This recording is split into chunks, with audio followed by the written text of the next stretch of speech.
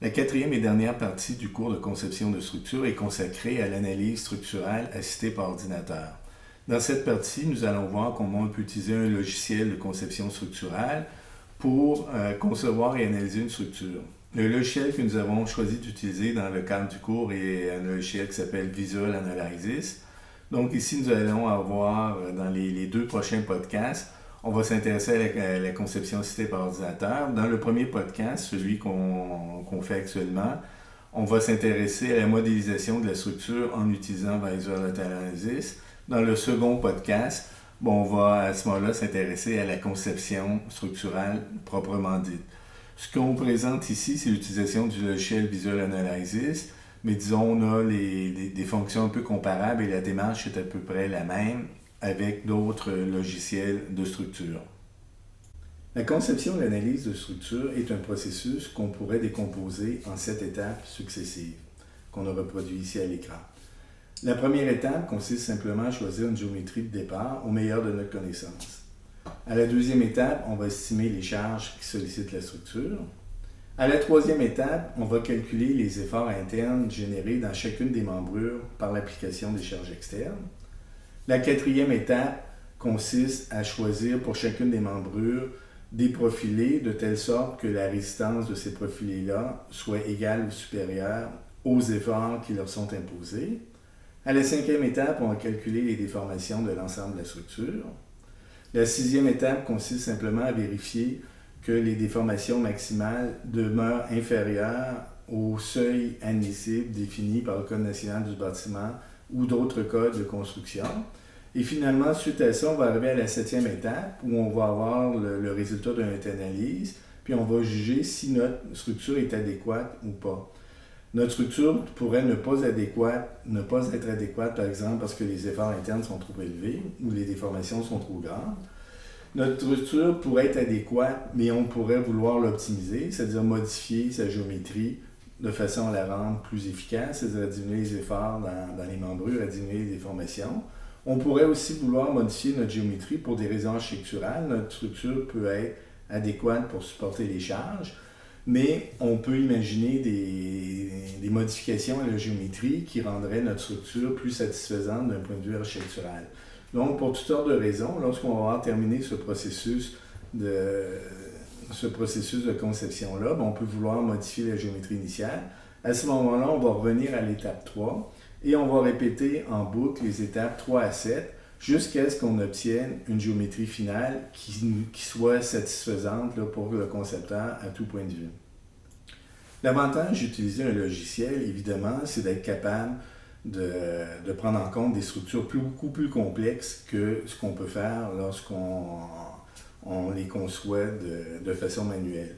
On peut, entre autres, avoir des structures qui sont hyperstatiques, ce qui n'était pas possible jusqu'à maintenant dans le cours. On s'est toujours limité aux structures isostatiques parce que le calcul des efforts dans les structures hyperstatiques est plus complexe. Dans ce cas-là, avec un logiciel, évidemment, ça ne pose pas de problème. On peut avoir aussi des structures beaucoup plus grosses avec un beaucoup plus grand nombre de membrures. Donc, on peut aborder des cas beaucoup plus complexes. Ce que le logiciel va faire essentiellement, où le logiciel va intervenir, c'est aux étapes 3 et 5 qu'on a représentées en rouge ici à l'écran, c'est-à-dire le calcul des efforts internes dans les membrures. C'est ce qui est le plus difficile à faire et c'est ce que le logiciel va faire très bien. Et ensuite, le calcul des déformations. Donc, c'est vraiment ces deux étapes-là où le logiciel va nous être très utile. Dans les autres étapes, il existe certains logiciels qui vont pouvoir faire des choses aussi, comme par exemple à l'étape 2, l'estimation des charges. Certains logiciels vont pouvoir estimer automatiquement certaines charges, comme les charges de neige, par exemple, les charges de vent, les charges d'utilisation. Mais la majorité ne le feront pas. L'étape 4, le choix du profilé, la majorité des logiciels ont des options pour que ce choix-là soit fait automatiquement par l'ordinateur. Mais ici, dans ce qu'on va faire dans le cours, on n'utilisera pas cette option-là. Et la vérification des déformations admissibles, aussi, le logiciel peut le faire. Mais dans le cours, toutes les étapes en noir vont être laissées à l'usager et ce qu'on va demander à l'ordinateur, c'est de s'occuper des étapes 3 et 5, c'est-à-dire du calcul des efforts internes dans les membrures ainsi que du calcul des déformations. Il existe plusieurs logiciels disponibles sur le marché pour analyser des structures. Celui que nous avons choisi d'utiliser dans le cadre du cours est le logiciel Visual Analysis, la version 12.0, qui est développé par une compagnie australienne, la compagnie IES. Nous avons choisi ce logiciel pour différentes raisons. D'abord, il offre une version éducationnelle disponible gratuitement. Donc, c'est important. La version commerciale de ce logiciel-là coûte environ 5 500 $. Les autres logiciels commerciaux valent aussi plusieurs milliers de dollars. Donc, celui-là, le gros avantage de pouvoir être utilisé gratuitement à des fins éducationnelles, ce qui n'est pas le cas de la majorité des logiciels. Donc, c'est une raison importante. La deuxième raison pour laquelle on l'a choisi, c'est qu'il est relativement simple d'utilisation par rapport à d'autres logiciels. Donc, comme on a un court projet de 4 semaines, on ne veut pas consacrer trop de temps à l'apprentissage du logiciel. La troisième raison, c'est qu'il permet d'analyser des structures d'assez grande dimension. On peut faire des membrures avec jusqu'à 1000 membrures et 5500 nœuds, donc ce qui est relativement gros. La majorité des logiciels qui ont des versions éducationnelles restreignent ça à des valeurs très faibles. On a généralement moins de 100 membrures et de 100 nœuds, ce qui est très petit pour des étudiants en architecture, ce qui peut être correct pour des étudiants en génie. Mais en architecture, c'est petit. Donc, celui-là nous permet de faire quand même, dans le cadre du cours, de concevoir des structures relativement grandes. Et finalement, la quatrième raison, c'est qu'il prend en charge les câbles caténaires. Donc, pour la conception de structures, vous pourrez choisir d'utiliser des câbles caténaires si vous le souhaitez. Nous allons d'abord nous intéresser à la prise en main du logiciel Visual Analysis. On a ici l'interface du logiciel tel qu'il apparaît à son ouverture. Cette interface est séparée en 3 zones. On a la zone principale qui est ici à droite de l'écran où on va venir modéliser notre structure et visualiser les efforts internes ainsi que les déformations sur cette structure-là. On a la deuxième partie qui est la partie à gauche de l'écran ici qu'on va appeler le Project Manager où on va venir contrôler différentes caractéristiques de notre modèle et choisir ce qu'on veut faire afficher dans la zone principale et dans le cas des résultats, avoir les résultats numériques précis des différents efforts, des différentes déformations dans notre structure. Et finalement, on a la troisième zone qui est la bande en haut de l'écran qui ressemble toutes les icônes là, qui correspondent aux outils qui vont nous permettre de modéliser ou d'analyser notre structure. Donc, on peut soit utiliser ces petites icônes-là, soit utiliser les menus déroulants qui sont situés tout en haut de l'écran. Avant de s'attaquer à la modélisation de notre structure, on va vérifier 2 choses. La première chose, c'est qu'on va aller dans le menu en haut ici, à gauche, dans Edit, et on va choisir Project Unit pour s'assurer que nos unités de mesure sont bien dans le système métrique qu'on a utilisé jusqu'à maintenant. Donc, on a un menu déroulant ici en haut, où on pourrait choisir différentes unités de mesure. Nous, on va choisir kilonewton and meters, qui sont les unités qu'on a utilisées jusqu'à maintenant dans le cours. On va vérifier ici dans l'autre menu déroulant, Precision, ça nous donne le nombre de chiffres significatifs qu'on va faire afficher à l'écran lorsqu'on va faire afficher des résultats. Généralement, 2 chiffres significatifs vont s'avérer suffisants, donc on va faire OK. La deuxième chose qu'on va faire, on va aller dans le Project Manager et on va fixer la dimension du quadrillage qui est représenté là, dans la partie centrale de l'écran. Donc, dans le Project Manager, on va aller sur Grid. Ici, dans Grid, on a le spacing en X puis en Y. Donc, la valeur par défaut, c'est de 61 cm, c'est-à-dire 2 pieds dans le système anglais. Nous, on va choisir 100 cm par 100 cm. On voit que l'espacement des lignes quadrillées ont été modifiés là, dans la fenêtre principale. Donc maintenant, chaque ligne est espacée de 1 mètre. Nous sommes maintenant prêts à passer à l'étape de modélisation de la structure qui consiste tout simplement à reproduire la géométrie de notre structure à l'intérieur du logiciel. Ce qu'on va faire au départ, on va venir dessiner à l'écran des membrures. Donc pour dessiner une membrure, on va aller en haut à gauche de l'écran. On a l'icône ici qui représente un petit crayon. On voit c'est écrit Set Drawing Mode Draw Member. Donc cette icône-là va nous permettre de dessiner les membrures. On va appuyer sur l'icône. On va venir à l'écran ici. On va appuyer sur le point de départ de la membrure. Et on va se déplacer jusqu'à la longueur voulue. Imaginons qu'on veuille tracer une membrure de 18 mètres de long. On va calculer 18 carrés, donc 4, 5, 6, 7, 8, 9, 10, 11, 12, 13, 14, 15, 16, 17, 18. Je relâche ma souris. Donc, je viens de dessiner une membrure qui fait 18 mètres de longueur. Si je veux modifier cette membrure-là, je vais aller cliquer avec le bouton droit de ma souris, puis un menu déroulant qui va s'ouvrir. Donc on voit, je pourrais par exemple faire Delete Member, l'effacer si je me suis trompé. Je vais pouvoir prendre différentes actions. Je pourrais par exemple la séparer en plusieurs sections. Donc je vais aller ici dans Split Members et je vais lui demander de la séparer par exemple, en 6 parties égales. Donc, je vais taper ici 6. Je vais faire OK. Donc, on voit qu'on a rajouté des petits points rouges. Donc, ma membrure a été séparée en 6 parties d'égale largeur, c'est-à-dire de 3 mètres de largeur. Si je clique sur mes membrures avec ma souris, je sélectionne mes différentes membrures. Donc, mes lignes bleues représentent mes membrures et mes points rouges représentent mes nœuds. Dans une structure, ça va être toujours un assemblage de membrures et à l'intersection des membrures, on a des nœuds. Donc, une structure est un ensemble de membrures et de nœuds. Mon fichier, pour être sûr de ne pas le perdre, donc je vais aller ici en haut dans File et je vais faire Save. Et je vais lui donner un nom, par exemple, modèle, pour le sauvegarder. Je peux maintenant continuer à dessiner des membrures pour venir faire une structure. Donc, je pourrais, par exemple, dessiner ici différentes membrures pour venir construire un treillis. Donc, je viens ajouter mes membrures.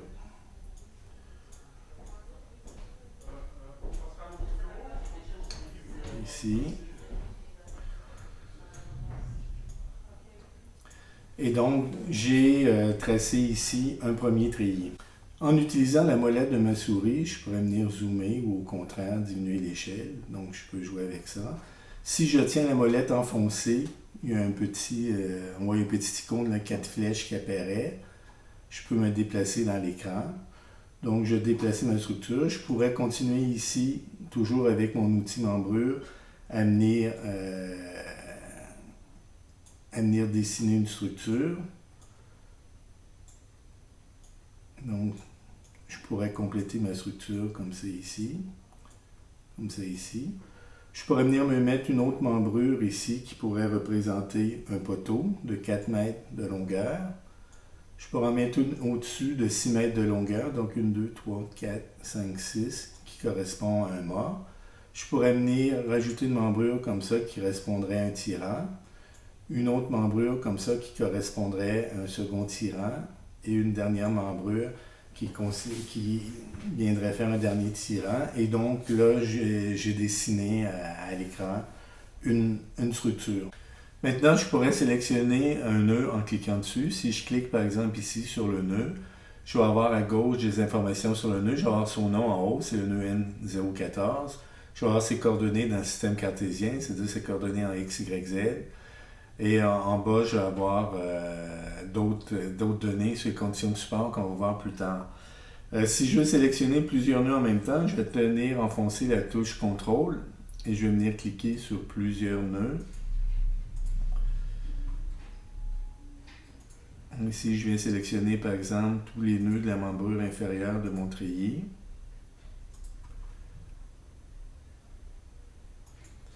Et à ce moment-là, quand je vois dans le Project Manager à gauche, on me dit en haut que j'ai sélectionné 7 nœuds.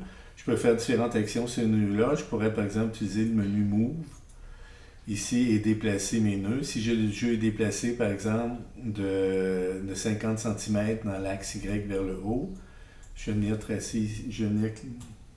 entrer ici 50 cm. Et comme on voit à l'écran, mes nœuds se sont déplacés de 50 cm vers le haut.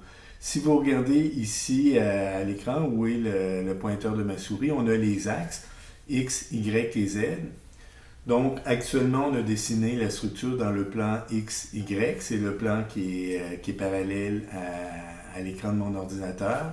L'axe Z serait perpendiculaire à l'écran. Donc, on a X en horizontal, Y en vertical, Z en horizontal. Donc, si je sélectionne, il me reste à définir mes points d'appui. Donc, si je sélectionne un nœud, par exemple le nœud ici à la base, et que je vais dans mon Project Manager, on a ces coordonnées ici X, Y, Z. Et on a le type de support. Ici, si vous regardez le type de support, on a free, c'est-à-dire que notre nœud n'est pas supporté. Si je voulais que ce nœud-là corresponde à un point d'appui, je vais venir sélectionner ici. Puis je vais choisir, j'ai différentes options. Je vais choisir pin, qui signifie rotuler. Donc on voit à l'écran qu'on a dessiné deux flèches là, en gris, là, une flèche verticale, une flèche horizontale, qui représentent les réactions d'appui. Donc si je retourne dans mon Project Manager, ici sur support, je m'aperçois que les déplacements en X, en Y et en Z, on a coché la case X, ça veut dire qu'ils sont fixes. Mon nœud ne peut pas se déplacer en X, Y et en Z. Par contre, il pourrait tourner librement. Si j'avais voulu avoir un nœud encastré, j'aurais choisi ici fixe. Donc, on a encore nos deux réactions d'appui. On voit qu'on a rajouté là, un dessin là, d'un moment au niveau du point d'appui, qui signifie que notre nœud ne peut pas subir de rotation. Donc ici, on voit que les déplacements en X, en Y, en Z sont empêchés. Et les rotations en X, Y et Z sont également empêchées. Je pourrais évidemment avoir des conditions différentes selon les axes X, Y et Z. Donc je pourrais choisir selon ces 6 conditions de retenue-là, celles qui correspondent à ce que je souhaite. Donc je vais venir remettre mon nœud ici rotulé. Ici, j'aurai un deuxième... Oh, excusez, je ne l'ai pas mis rotulé. Je vais venir ici pin. Ici, j'ai un deuxième point d'appui que je vais venir mettre rotulé aussi. Donc pin. Donc ma structure aurait deux points d'appui. Pour sélectionner les membrures, c'est la même chose. Je vais cliquer sur une membrure. Puis je vais avoir à gauche, ici dans le Project Manager, toujours des informations sur ma membrure. Donc en haut, j'ai le numéro de ma membrure, c'est membrure V007. J'ai le type de profilé. Dans ce cas-là, c'est un profilé W16 par 26. J'ai les propriétés du matériau, c'est de l'acier ASTM en 992 grade 50. J'ai les nœuds aux deux extraits de ma membrure. Donc, ma membrure, en fait, relie le nœud N001 et le nœud N014. J'ai les conditions de retenue aux extraits de la membrure. Donc, ici, je suis Rigid Connect. Ça veut dire que j'ai un assemblage rigide aux extrémités de la membrure. Je pourrais choisir Simple Connect. À ce moment-là, on voit à l'écran, il me dessine des ronds, qui veut dire que ma membrure est rotulée à ses extrémités. Je pourrais choisir aussi Simple Rigid, c'est-à-dire elle est rotulée à une extrémité et rigide à l'autre. Je vais le remettre ici, Rigid Connect. Donc, je considère que j'ai des joints rigides, comme si toutes mes membrures étaient soudées ensemble. Donc, je peux, au niveau de la représentation aussi, je peux aller ici dans Quick View et choisir, là je suis Default Model, je pourrais choisir Picture View. Donc là, il va me dessiner mes membrures. Donc, je suis toujours dans l'axe XY. Je pourrais aussi enfoncer la touche Alt pour me déplacer. Et si je tiens enfoncé la touche Shift, je vois ici le petit logo qui me permet de me déplacer en 3 dimensions. Donc ici, j'aurai une vue en perspective. Donc en perspective, on voit, j'ai mes appuis rotulés, ils les ont représentés ici graphiquement comme si j'avais des petits semelles là, avec des rotules. Si je veux sélectionner plusieurs membrures, je peux appuyer sur Control, puis sélectionner ici plusieurs membrures. Si je veux sélectionner toutes les membrures, je vais appuyer sur Shift et sur une membrure, et à ce moment-là, il va sélectionner toutes les membrures. Donc si j'ai sélectionné toutes les membrures, comme je le mentionnais dans le Project Manager à gauche, on a une caractéristique de ces membrures-là. Donc on a le matériau ici qu'on peut choisir. L'acier nous donne par défaut de l'acier ASTM ON 992 grade 50. Je pourrais choisir, en allant dans le menu ici, d'autres matériaux. Pour les besoins du cours, vous pouvez garder cette valeur-là par défaut. Ça n'a pas beaucoup d'importance. Comme vous voyez ici à l'écran, il y a plusieurs nuances d'acier qui sont disponibles. Je pourrais aller... donc ici, ça c'est les propriétés de mon acier. Ici dans Shape, je vais avoir une base de données. Donc, dans ma base de données ici, le profilé que le logiciel a choisi par défaut, c'est le profilé W16 par 26. Mais si je vais dans ma base de données ici, j'ai les différents profilés qui sont disponibles. AISC Steel, là, qui est indiqué ici à l'écran, c'est les profilés américains. CISC Steel, c'est les profilés canadiens. Ici. Donc, qui sont, si je vais par exemple dans les profilés W, ben j'ai des W. Les Canadiens et les Américains sont les mêmes, sauf que dans le Canadien, bon, c'est exprimé dans le système d'unité métrique, tandis que les Américains sont dans le système impérial. Si par exemple, toutes mes membrures, je voulais prendre des tubes, j'irais ici, je choisirais HSS Round.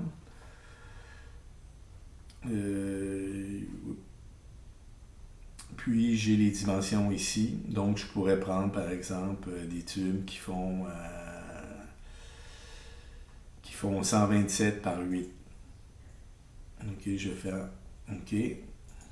Donc si je regarde ici, si je grossis, on voit que dans la représentation graphique, là, il me représente ça comme des tubes. Dans la représentation graphique aussi, les éléments en acier sont représentés en rouge comme on voit ici. Je pourrais changer les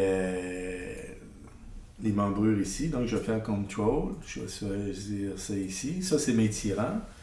Donc, ici, après avoir sélectionné mes membrures, je vais aller ici dans la banque de données. Pour les profilés canadiens, je n'ai pas de tirant. Je vais aller dans les profilés américains. Donc, ici, j'ai Rod. Je vais appuyer sur la petite flèche ici, plus. Donc, j'ai Nominal Rod. Donc, on voit ici mon profilé. Là, c'est un cercle. Donc, je vais choisir le diamètre de mon profilé. Ici, je suis dans le système américain. Donc, je vais choisir 1, qui est un tirant de 1 pouce de diamètre. Donc, si je regarde ici, le diamètre est égal à 0,022 mètres. Donc, je vais choisir ça, par exemple. Donc, si je vais ici, je vois que sur ma représentation, on a changé là, pour dessiner ça comme un tirant. Maintenant, mes tirants ici, je veux qu'ils travaillent uniquement en tension. Je ne veux pas qu'ils travaillent en compression, donc je pourrais le spécifier au logiciel. Donc, si je sélectionne ici mes 3 tirants, je peux aller ici dans les options, toujours dans mon Project Manager, et dans Action, j'ai Normal, Two-Way, c'est-à-dire qu'il peut travailler en tension ou en compression, ou je peux choisir ici Tension Only. Donc on voit les petits ronds qui sont apparus aux extrémités de mes tirants. Quand j'ai des membrures qui travaillent uniquement en tension, c'est des membrures qui sont rotulées. Donc on est venu représenter ici les rotules aux extrémités des membrures. Et dans ce cas-là, lors de l'analyse, ces membrures-là vont pouvoir travailler uniquement en tension. Si, avec la déformation de la structure, les membrures se trouvaient comprimées, ben, le logiciel va considérer que l'effort dans la membrure est nul. Donc ici, je suis venu représenter mes tirants. Maintenant, je voudrais changer le profilé. Donc, j'ai pris des profilés tubulaires pour mon treillis. Pour le poteau, je voudrais prendre un profilé en I, par exemple. Donc, je vais choisir ici les 3 éléments de mon poteau, les 3 membrures qui forment mon poteau. En tenant la touche Control enfoncée, je vais sélectionner ces 3 membrures-là. Ici, dans le Project Manager, je vais aller dans ma base de données. Et je vais aller dans les profilés canadiens, les profilés W. Et dans les profilés W, j'ai différents profilés ici. Si je vais par exemple dans les profilés W250, je m'aperçois que quand je me déplace, vous avez en haut à droite un dessin qui représente les dimensions du profilé. Vous voyez les dimensions changer selon le profilé que j'ai choisi. Donc, ici, je vais choisir un W250 par 45, par exemple. Donc, j'ai choisi ce profilé-là. Évidemment, là, ces choix-là se font un peu aléatoirement. Je n'ai pas encore analysé ma structure. Je ne sais pas quelle grosseur j'ai besoin. Donc, si je grossis ici, vous voyez le poteau là, qui est orienté comme je le souhaite. Son axe phare est dans le plan de la structure. C'est ce que je souhaite. S'il travaille en flexion, on va travailler dans ce sens-là. Si je voulais modifier l'orientation de mon poteau, je pourrais le sélectionner En allant toujours dans le Project Manager à gauche, j'irai ici dans Options, dans Beta, j'ai un angle en degrés. Si je mets par exemple 90 degrés, ben, je m'aperçois que mon poteau ici est orienté dans l'autre direction avec l'axe phare perpendiculaire au plan du treillis. Donc, je pourrais choisir l'orientation, je pourrais le mettre incliné, je pourrais le mettre à 45 degrés. Par exemple, je vais revenir ici en mettant 0 degré. Donc, ce que j'ai fait là, j'ai modélisé un treillis avec un poteau soutenu par des tirants avec 2 points d'appui. On voit ici à l'écran là, les axes X, Y et Z qui sont représentés en rouge, en vert et en Z. Donc, je viens de modéliser une structure. Maintenant, si on retourne ici dans Quick View, on peut revenir en Default Model. La structure est plus lisible, on n'a pas les profilés. Donc, c'est peut-être plus simple à lire. Si on va maintenant dans le Project Manager, on a le menu Filtre ici, Filter, où on peut choisir ce qu'on veut représenter à l'écran. Donc, on pourrait aller, avant, on peut peut-être aller dans Grid hein, et les enlever. Donc, on n'a pas besoin d'afficher les grids, ça vient embrouiller plus qu'autre chose. On tourne dans Filter ici. Si on ne voulait pas afficher les nœuds, par exemple, ben, ici, on ne les affiche pas. On pourrait ne pas vouloir afficher, par exemple, les réactions d'appui. Je vais les mettre. Les réactions d'appui, on voit bien nos 3 réactions d'appui, nos 3 forces là, dans les 3 axes X, Y, Z. Donc, je pourrais choisir avec Fill de donner des détails sur les membrures, par exemple. Je pourrais demander d'afficher différentes choses, d'afficher le matériel. Bon, là, on voit c'est de la CASTM A500. Je vais l'enlever. On pourrait demander d'afficher, par exemple, la longueur. Hein, où là, on a la longueur de chacune des membrures qui est affichée ici à l'écran. Donc, je pourrais demander d'afficher différentes choses. Les axes ici, je pourrais les enlever. Ça aussi, ça rendrait ma structure plus rigide. Donc, je ne vais pas lui demander de rien afficher. Donc, j'ai ma structure comme ça. Maintenant, je pourrais vouloir en faire des copies. Donc, je vais appuyer sur l'option Shift sur une membrure pour sélectionner toutes les membrures. Donc, si je clique sur le bouton droit de ma souris, j'ai un menu qui me permet de faire différentes choses. Donc, j'ai un menu, par exemple, Generate Copy. Je pourrais utiliser aussi les petits icônes dans le haut de l'écran ou les menus déroulants qui permettraient de faire la même chose. Donc, si je prends Generate Copy, par exemple, je pourrais vouloir en faire plusieurs copies. Je vais utiliser Using a Linear Pattern, hein, un truc linéaire. Donc, je vais faire suivant. Dans ce cas-là, je voudrais me déplacer en Z, par exemple. Donc, je ne veux pas me déplacer en X, Y. Je vais mettre 0, 0. Donc, je vais me déplacer en Z, perpendiculaire à l'écran.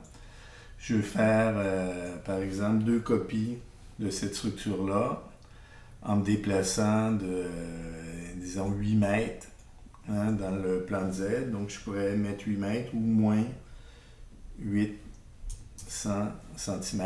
Donc, je vais faire terminer.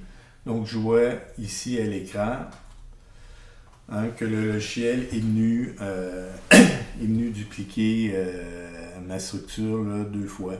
Je pourrais vouloir ajouter des poutres perpendiculaires à cette membrure-là pour soutenir ma toiture. Donc, je vais reprendre ici le petit outil pour Create Member et je vais venir me créer des membrures ici. Donc, je vais venir entre chaque nœud ici, me dessiner des membrures horizontales.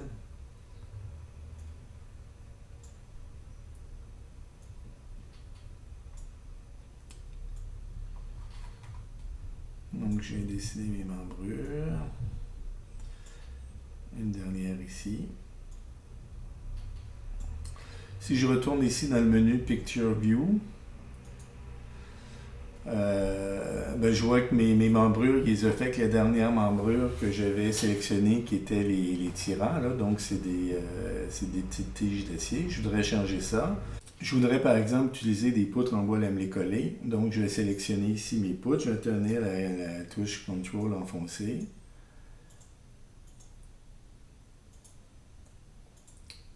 Je vais sélectionner ici chacune de mes poutres. Je vais aller dans le menu, là, dans le Project Manager, dans Modify, et je vais changer ici les shapes. Hein. Donc ici, je vais dans ma banque de données. Et là, je vais choisir NDS Wood en bas, ici à l'écran. Donc j'appuie sur le petit plus. Donc ici, c'est du bois. J'ai différents types de produits en bois. Moi, j'ai utilisé des poutres lamelées collées, donc du clou-lame. J'ai du Southern Pine puis du Western Species. Je vais prendre Southern Pine, par exemple, des poutres en pin. Donc ici, j'ai les dimensions. Dans ce cas-là, la banque de données est faite uniquement dans le système anglais. GL, c'est pour glulam, hein, bois lamelé collé. Le 5, c'est la largeur de la poutrelle, donc c'est 5 pouces. Ou si vous regardez ici dans les propriétés à droite, c'est 0,127 m. Donc je peux me déplacer ici. Puis je m'aperçois que la largeur reste toujours de 127 m, mais je change la hauteur. Donc disons que je vais sélectionner la poutre ici GL5 par 19,25 qui fait 127 mm de largeur par 489 mm de longueur. Donc je vais la sélectionner. Dans les options tout à l'heure, lorsque j'avais mes tirants, j'avais choisi ici Tension Only. Donc je vais revenir mettre ça en normal. Hein? Donc ça peut travailler en compression, en tension. Je vais jouer aussi avec les connexions aux extrémités de ma membrure. Là, si vous regardez ici connexion, on voit c'est Rigid Connect, c'est-à-dire nos poutres seraient encastrées aux extrémités. Dans mon cas, je veux qu'elles soient rotulées. Donc je vais aller ici, choisir Simple Connect. Donc on voit aussi à l'écran, on représente des petits cercles là, qui signifient que la membrure peut tourner librement là, selon l'axe vertical et horizontal. Donc j'ai reproduit mes poutres en bois. Je pourrais, en tenant le bouton de souris droite enfoncé, en faire des copies. Donc, je vais faire Generate Copy. Je vais aller utiliser toujours un profil linéaire. Je ne vais pas me déplacer dans l'axe X ni dans l'axe Y, mais je vais me déplacer de moins 800 cm dans l'axe Z. Donc, je vais terminer. Oui, je mets une copie. Donc, je vois que j'ai copié ma poutre. Donc ici, j'ai représenté ma toiture avec l'ensemble des poutres. Ma structure pour l'instant n'est pas stable. Elle n'est pas stable pour diverses raisons. Premièrement, si j'ai une force de soulèvement de la toiture, comme mon tirant ici à l'extrémité gauche, je ne peux pas travailler en compression, ma structure va être instable. Donc, il faudrait que je remplace mes appuis rotulés à la base de mes poteaux par des appuis encastrés. Donc, je vais sélectionner ici en tenant la touche CTRL enfoncée mes 3 appuis, mes 3 points d'appui. Et ici, dans le Project Manager, je vais venir remplacer un appui Pine là, rotulé par fixe, un appui encastré. Donc, à l'écran, ici, il va me représenter on voit que la représentation a changé. Donc, il me représente ça comme si mon poteau était encastré dans la semelle de fondation. Jusqu'à présent, nous avons modélisé notre structure en utilisant des membrures en bois ou en acier. Le logiciel Visual Analysis, comme la majorité des logiciels de structure d'ailleurs, permet d'ajouter aussi à notre modélisation des plaques ou des diaphragmes. Une plaque, en fait, va définir une surface plane qui a des propriétés structurales.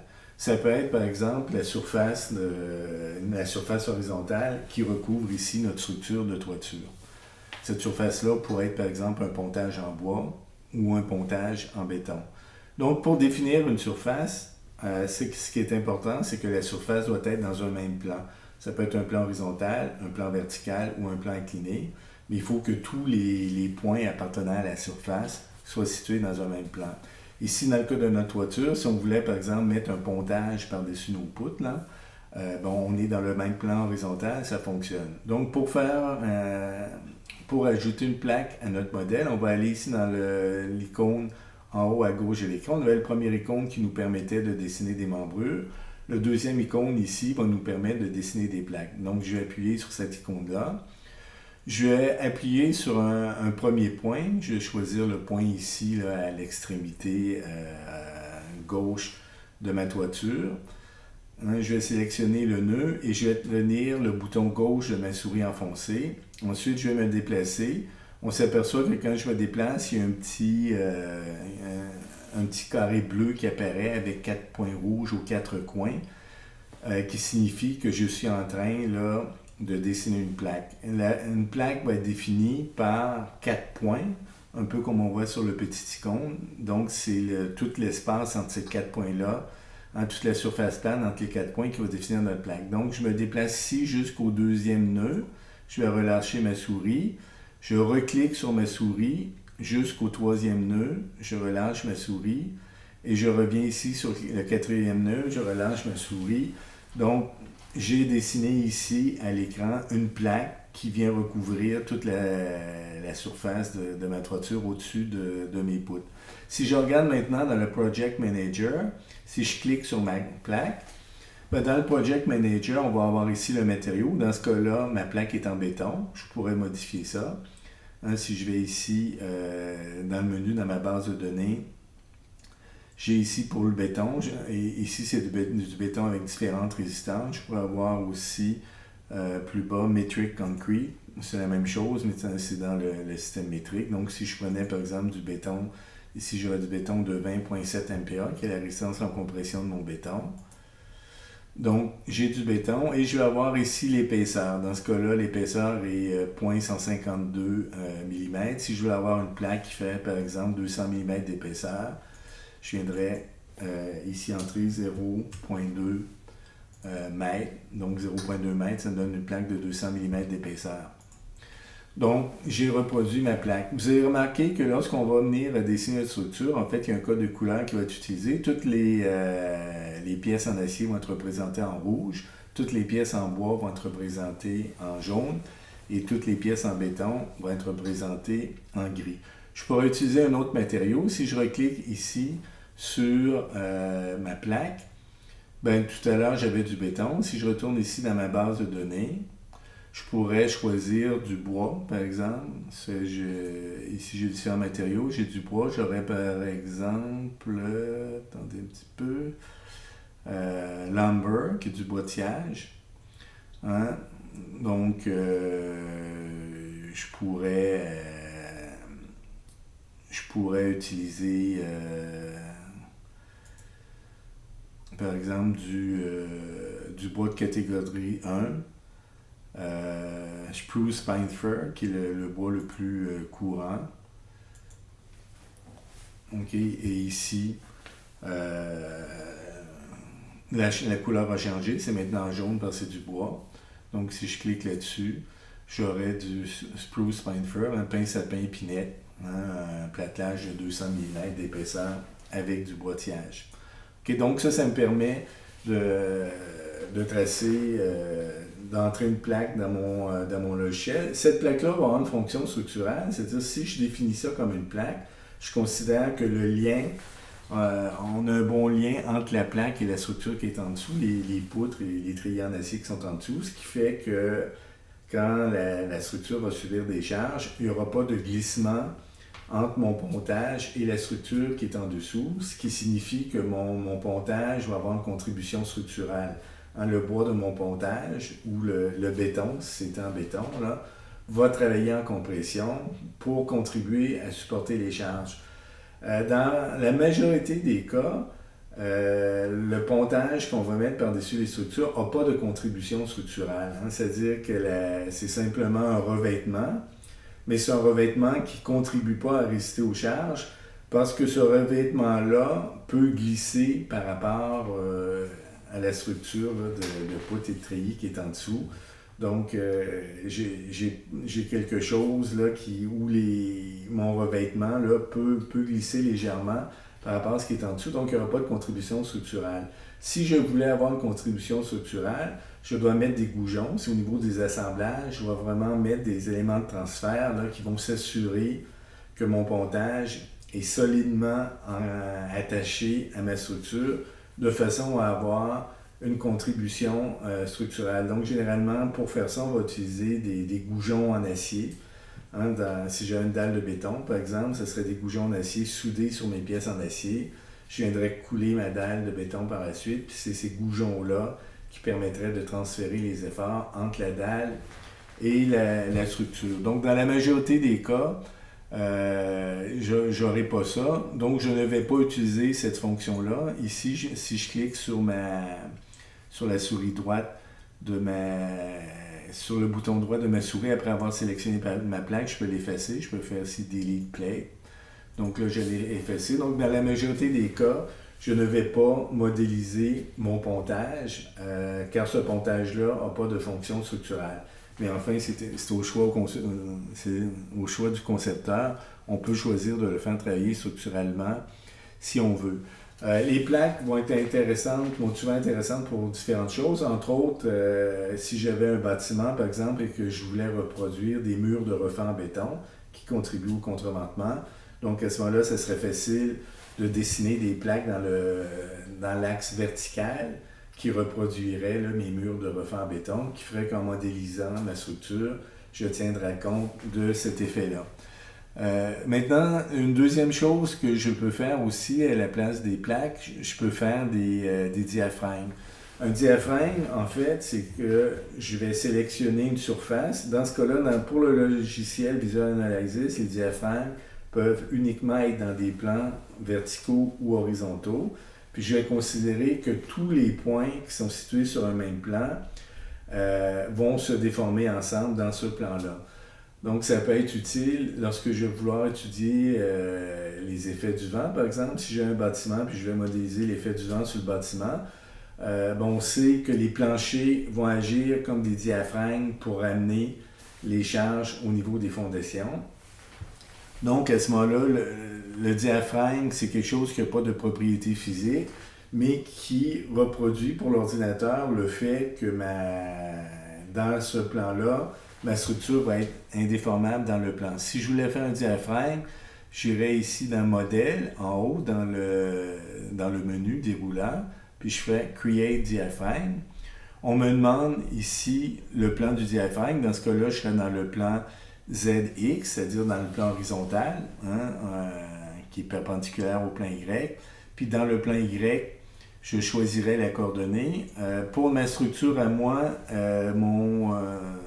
la surface de ma toiture est située à une distance de 200 cm sur l'axe Y. Donc, je vais mettre 200 cm.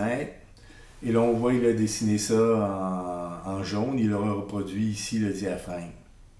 Si je clique dessus, il devient bleu. Donc, là, j'ai l'action diaphragme. Ça veut dire que si j'appliquais des charges horizontales là-dessus, ma structure serait indéformable dans ce plan-là. Pour l'effacer, je vais faire la même chose. Je vais cliquer sur le bouton droit de ma souris. Je vais faire Delete Rigid Diaphragm. Dans le cadre du cours, je vais vous demander de faire un exercice. Vous allez modéliser une structure. Pour les besoins de cet exercice-là, je vais demander de prendre en compte uniquement les charges verticales. Je vais demander d'ignorer les charges de vent. Donc, dans la très grande majorité des structures que vous pouvez concevoir, l'action diaphragme ne sera pas une option nécessaire. Jusqu'à présent, dans notre exemple, nous avons toujours utilisé des profilés qu'on allait sélectionner dans une base de données de profilés standards. Il est également possible dans le logiciel de concevoir des profilés sur mesure. Voici comment on y parvient. Je vais d'abord sélectionner une ou plusieurs membrures que je veux modifier. Donc, je sélectionne par exemple la poutre ici en bois. Je pourrais sélectionner plusieurs membrures en même temps. Donc, les changements s'appliqueraient à toutes les membrures. Si je vais ici dans mon Project Manager, cette membrure-là, je l'avais sélectionnée dans une base de données. C'est la membrure GL5x19.25. La géométrie avait été déterminée à partir d'une base de données. Si je voulais faire une géométrie sur mesure, je vais aller dans la ligne du haut, Database Shape, et je vais choisir Standard Parametric. Donc, je vais pouvoir lui donner exactement la forme que je veux. Donc ici, si je vais dans Parametric Shape, j'ai un menu avec différentes formes géométriques. J'ai par exemple un carré, un rectangle, une cornière, etc. Je vais choisir par exemple une poutre en I. Donc ici, j'ai les propriétés de ma poutre. J'ai la largeur des ailes, l'épaisseur des ailes, la largeur de l'arme, la hauteur de l'arme. Donc je pourrais modifier ces valeurs-là pour donner la géométrie exactement que je souhaite reproduire. Je vais faire OK. Donc si je grossis, c'est ma membrure. On voit que maintenant, il l'a modifié. Les autres, c'était des membrures rectangulaires. Ici, il l'a modifié pour mettre une membrure en forme de I.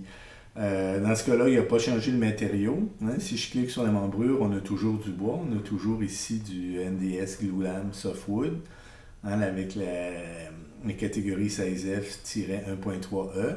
Je pourrais changer le matériau ici. Donc, je vais cliquer là-dessus. Je vais retourner dans ma base de données. Dans ma base de données, je vais aller dans Style. Je vais prendre la première valeur ici. Je vais faire OK. Donc là, on voit qu'il me le dessine en rouge, là, ce qui signifie que c'est de l'acier. Donc là, j'ai changé la forme géométrique pour une poutre en I. Et j'ai changé également le matériau pour de l'acier. Donc si je voulais... donc ça me permet d'aller pour toutes les formes, je dirais les formes standards. Ça me permet de définir facilement des profilés sur mesure si j'en ai besoin. Je vais maintenant terminer cette présentation en vous disant quelques mots sur le cas particulier des membrures qui se croisent. Considérons l'exemple qui est reproduit ici à l'écran où j'ai deux poteaux et une poutre qui forment un ensemble là, qui est appuyé au sol. Imaginons maintenant que je voudrais utiliser un contreventement entrayé, donc je voudrais placer deux tiges d'acier en X pour contreventer mon bâtiment. Donc, j'irai ici sur le petit outil pour créer une membrure. Donc, je vais tenir la touche Alt enfoncée sur mon clavier. Je viendrai ici sur le deuxième nœud, sur le premier nœud, une membrure déplacée. Dans ce cas-là, si je clique sur ma membrure, je m'aperçois qu'il a dessiné avec la membrure. Si je clique sur ma membrure, je vois que cette membrure-là réunie. Si moi je voudrais avoir cette membrure-là réunie, ces deux nœuds-là, mais je n'ai pas créé de nœud au centre, donc en fait les deux membrures se croisent sans se toucher. C'est ce que je choisirais par exemple, dans le cas où vous voudriez un tige qui fait 1,5 pouces, c'est la façon de 34 mm de diamètre. Donc ici le logiciel m'a représenté ma tige en acier.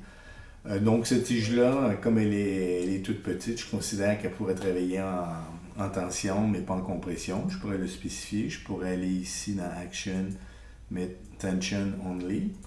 Hein? Donc, dans l'autre direction, je veux venir mettre une autre membrure. Donc, je vais cliquer ici sur mon autre nœud. Et je vais venir mettre sur le nœud ici. On s'aperçoit que dans ce cas-là, il est venu me créer un autre tige. Hein? Mais en fait, comme mes deux membrures se croisent, à l'intersection des deux membrures, le logiciel est venu mettre un nœud. Hein? Donc maintenant, en fait, j'ai 4 membrures séparées, comme on voit ici, avec un nœud. Dans la majorité des cas, lorsque je vais vouloir rajouter une membrure, c'est ce que je vais vouloir faire. En fait, je vais vouloir créer un nœud. Donc, le logiciel le fait automatiquement, ça me simplifie la vie. Mais dans certains cas, ce n'est pas ce que je souhaite. Ici, par exemple, dans ce cas-là, si c'était un contreventement, mes deux tirants se croiseraient, mais sans se toucher. Donc, je ne veux pas avoir un nœud au milieu. Ce que je vais faire, là, je vais effacer ici, je vais effacer mes deux membrures. Je vais l'effacer, attendez un petit peu. Je vais effacer ça. Je vais effacer l'autre. Je vais effacer celle-là aussi. Puis je vais effacer ici mon nœud. Donc je vais recommencer. Je vais tracer ma première membrure en cliquant ici sur mon nœud de départ, mon nœud d'arrivée. J'ai ma deuxième membrure. Maintenant, si je veux faire la deuxième membrure, mais je veux que ces membrures-là se croisent sans se toucher, c'est-à-dire que je ne veux pas créer un nœud au centre,